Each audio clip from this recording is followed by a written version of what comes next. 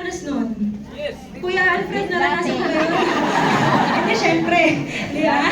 Alam niyo po sa isang babae, sobrang kalbaryo yan monthly, tama? Yes. Pero alam niyo po, nung unang tinake ko yung product, ayaw ko pang inumin kasi akala ko mapait. Pero ang sarap pala.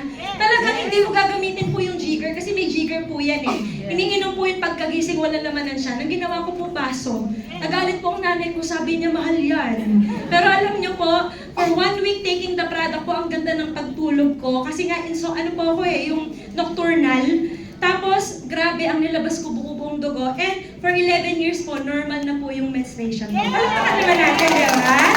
And kung ano po, the best po sa products natin talaga, nakakatulong talaga siya sa immune system. So for 11 years po, wala pong maintenance ang parents ko.